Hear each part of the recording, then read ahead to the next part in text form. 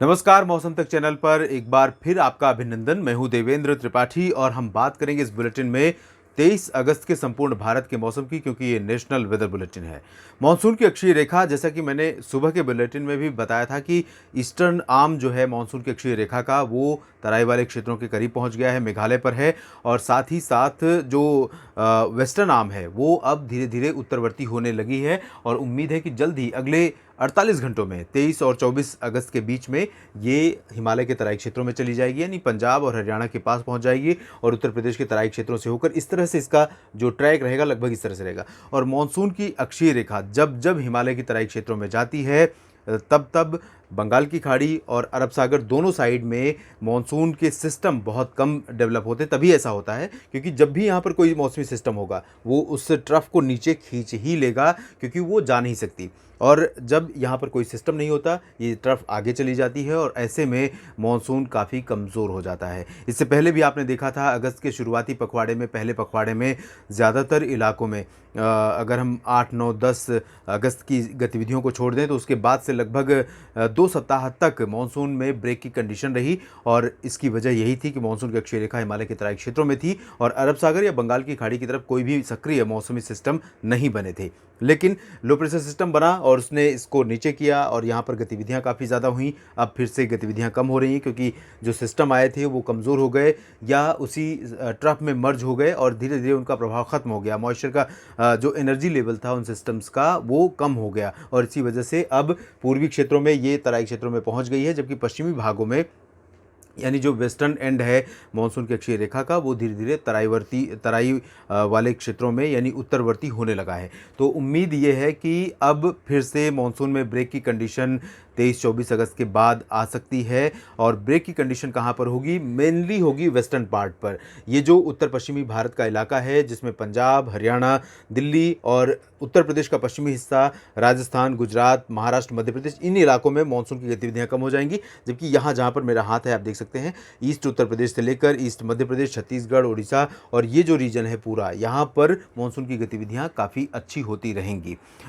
इस बीच एक cyclonic circulation बना हुआ था राजस्थान के ऊपर और इस सिस्टम से एक ट्रफ रेखा तमिलनाडु तक स्ट्रेच हो रही थी और तमिलनाडु पर पहले से ही एक सर्कुलेशन था, जिसकी वजह से यहाँ पर तमिलनाडु और केरल तथा पुदुचेरी में एक्टिविटी हो रही थी। और जो ट्रफ बनी हुई थी, इस ट्रफ के कारण, सर्कुलेशन के कारण यहाँ पर राजस्थान के ऊपर काफ़ी गतिविधियाँ हो रही थी। और अब जो बदलाव हो रहे हैं उसके आधार पर 23 अगस्त को क्या कुछ बदल जाएगा मौसम में, आइए जानते हैं। शुरुआत हम उत्तर भारत से ही करेंगे क्योंकि उत्तर भारत के क्षेत्रों में ही सबसे पहले बदलाव आने की संभावना नजर आ रही है। उत्तर भारत के क्षेत्रों में पर्वतीय इलाकों में काफ़ी अच्छी वर्षा पिछले 24 घंटों के दौरान रिकॉर्ड की गई है। जम्मू कश्मीर में जम्मू में 100 मिलीमीटर की वर्षा दर्ज की गई, जो कि एक्सपेक्टेड नहीं थी। न्यूमेरिकल वेदर मॉडल्स जो प्रेडिक्ट कर रहे थे उसके अकॉर्डिंग और सर्टेन जो कंडीशंस थी, चाहे वो WD हो या फिर ईस्टर्न विंड की बात हो, ईस्टर्न विंड में उतनी एनर्जी नहीं शो हो रही थी, जिसकी वजह से इतना उम्मीद की जा सके कि जम्मू कश्मीर में बारिश बहुत भारी हो सकती है। और साथ ही साथ राजस्थान के उत्तर पूर्वी इलाकों में, उत्तर पश्चिमी इलाकों में बहुत भारी बारिश की संभावना या बारिश की संभावना ना के बराबर थी चूरू, गंगानगर और हनुमानगढ़, बीकानेर, बाड़मेर में। लेकिन कल आपने अगर आपको याद हो कल के बुलेटिन में, तो कल मैंने कहा था कि राजस्थान के इन क्षेत्रों में कुछ स्थानों पर वर्षा हो सकती है क्योंकि हवाओं का रुख उधर है और एनर्जी दिख रही है कि वहां पर पहुंचेगी, तो बादलों का प्रभाव रहेगा, इंपैक्ट रहेगा। और सुबह तथा रात में, सुबह से पहले रात में भी बारिश दर्ज की गई। बीकानेर, बाड़मेर में, चूरू में भी बारिश हुई और गंगानगर, हनुमानगढ़ में भी कुछ इलाकों में बारिश हुई। लेकिन बात वही है कि अगर आपके इलाके में बारिश नहीं हुई तो आपको लगेगा कि बारिश नहीं हुई है, लेकिन बारिश दर्ज की गई है। और जब हम जिक्र करते हैं किसी ज़िले का, तो कोई भी ज़िला एक बड़े भूभाग में फैला होता है और कई बार होता है कि कुछ एक इलाकों में बारिश होती है, दूसरे इलाके में बारिश नहीं हो पाती है, सिचुएशन अलग होती हैं। तो ऐसा ही हुआ है क्योंकि भौगोलिक सीमा और पॉलिटिकल बाउंड्री दोनों में बहुत डिफरेंस होता है। भौगोलिक सीमा जो प्रकृति की बनावट है, प्राकृतिक बनावट है, स्वाभाविक रूप से धरती की, उस हिसाब से है। और जो पॉलिटिकल बाउंड्री है वो उसके बनाए जाने के कारण बहुत सारे अलग अलग होते हैं। तो ज़िला भले ही एक है, अगर हम बात करें बीकानेर या बाड़मेर, चूरू की, तो होता है कि दोनों में कंडीशंस अलग हो सकती हैं। ईस्टर्न बीकानेर में अलग हो सकती है, वेस्टर्न बीकानेर में अलग हो सकती है। इसी तरह की स्थितियाँ रहीं और इसी वजह से यहाँ पर कुछ इलाकों में काफ़ी अच्छी बारिश पिछले 24 घंटों में दर्ज की गई है। और अब उम्मीद ये है कि यहाँ पर बारिश काफ़ी कम हो जाएगी, लेकिन इसके बावजूद हिमाचल प्रदेश और उत्तराखंड में आगामी 24 घंटों के दौरान यानी 23 अगस्त को हल्की से मध्यम वर्षा हो सकती है। देहरादून, ऋषिकेश, हरिद्वार, नैनीताल, पौड़ी, गढ़वाल समेत ये जो दक्षिणी क्षेत्र है उत्तराखंड का, उत्तर प्रदेश और हरियाणा से सटा हुआ, इन भागों में कई जगहों पर गर्जना के साथ हल्की वर्षा हो सकती है और कहीं कहीं पर मध्यम से तेज बौछारें भी गिर सकती हैं। उत्तरी भागों में अपेक्षाकृत कम बारिश होगी। शिमला, ऊना और चंबा समेत जो दक्षिणी इलाका है हिमाचल प्रदेश का, इन भागों में भी कई जगहों पर बारिश होने की संभावना रहेगी।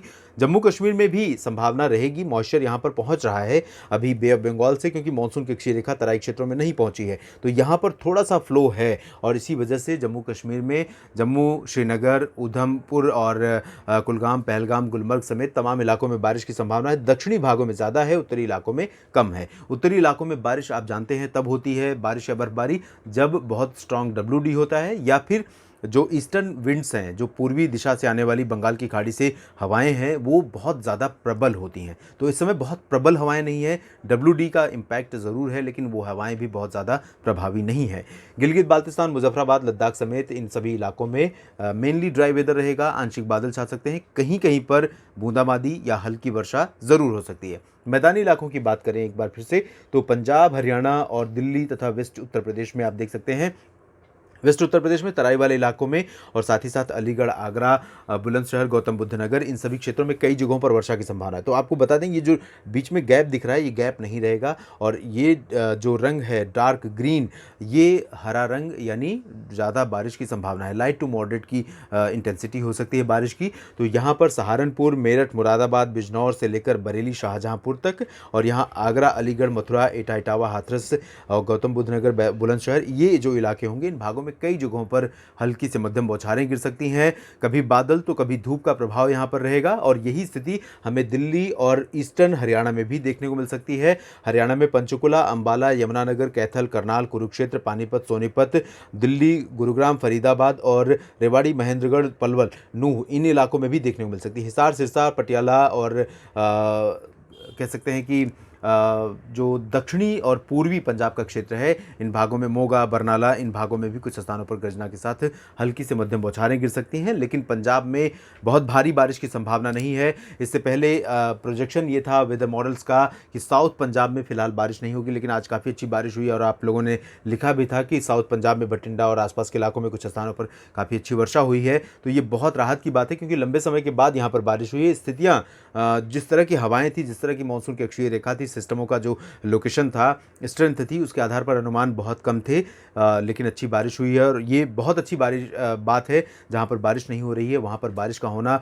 मानसून पूर्वानुमान का फेल हो जाने पर मुझे उतना दुख नहीं है जितना खुशी इस बात की है कि जिन इलाकों में बारिश नहीं हो रही थी उन इलाकों में भी बारिश मिली और बारिश की वजह से आपको बड़ी राहत मिली है और ये बहुत अच्छी बात है और यही स्थितियाँ यहाँ पर रहेंगी। लेकिन आज की तुलना में कल यहाँ पर बहुत कम इंटेंसिटी होगी, इसके बावजूद कुछ इलाकों में वर्षा ज़रूर हो सकती है। बात राजस्थान की करें तो राजस्थान के उत्तरी और पूर्वी इलाकों में तथा उत्तरी और पश्चिमी इलाकों में यानी गंगानगर, हनुमानगढ़, चूरू से लेकर अलवर और भरतपुर, झुंझुनू, जयपुर, ये जो रीजन होगा, इन भागों पर मानसून की एक्टिविटी आंशिक बादलों के रूप में बनी रहेगी और कुछ हिस्से ऐसे हो सकते हैं जहाँ पर हल्की बारिश हो सकती है, कहीं कहीं पर बूंदाबांदी, और कुछ इलाके ऐसे भी हो सकते हैं जहाँ पर तेज़ बौछारें भी गिर सकती हैं। लेकिन तेज़ बौछारों की जो प्रोबेबिलिटी है, अगर हम उसकी बात करें तो उसका परसेंटेज लेवल बहुत कम है, 50% के चांस है, जबकि लाइट रेन के जो चांसेस हैं वो 80% से ऊपर हैं। ये इन इलाकों में 80% से ज़्यादा संभावना है, क्योंकि हवाओं का इम्पैक्ट यहाँ पर, मॉइस्चर का इम्पैक्ट यहाँ पर रहेगा।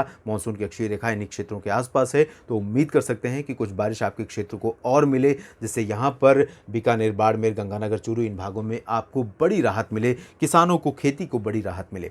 फिलहाल ये स्थिति रहेगी। राजस्थान के दक्षिण पूर्वी इलाकों में कुछ स्थानों पर वर्षा की गतिविधियां लगातार बनी रहेंगी। पश्चिमी उत्तर प्रदेश के बाद हम चलते हैं पूर्वी उत्तर प्रदेश की तरफ। यहाँ पर आप देख सकते हैं बारिश लगातार काफ़ी अच्छी होगी और पूर्वी उत्तर प्रदेश के तमाम इलाके प्रभावित हो सकते हैं। वाराणसी, गोरखपुर से लेकर अयोध्या तक जो रीजन है लखनऊ, कानपुर, बहराइच और गोंडा, बस्ती, देवरिया, गोरखपुर और बलिया, आजमगढ़, जौनपुर, प्रतापगढ़, सुल्तानपुर, अयोध्या, बाराबंकी, इन सभी क्षेत्रों में कई स्थानों पर मध्यम से भारी वर्षा होने की संभावना है। इन इलाकों में कुछ स्थानों पर तेज़ जो बारिश का झोंका रहेगा वो थोड़े समय तक स्टे करेगा और काफ़ी अच्छी वर्षा से लोगों को यहाँ पर राहत मिलेगी, खेती किसानी को बहुत फ़ायदा पहुँचेगा। लेकिन बिहार में जो बारिश जारी है वो लोगों के लिए आफत बन रही है और ये आफत की बारिश अभी ख़त्म होती हुई नज़र नहीं आ रही है। 23 अगस्त को भी यहाँ पर पटना, दरभंगा, गया, भागलपुर, किशनगंज, अररिया, पूर्णिया, सुपौल, चंपारण, तमाम जगहों पर मध्यम से भारी मानसून वर्षा होने की संभावना बनी हुई है और लगातार यहाँ पर अगले 24 से 48 घंटों तक मानसून वर्षा इसी तरह से जारी रहेगी।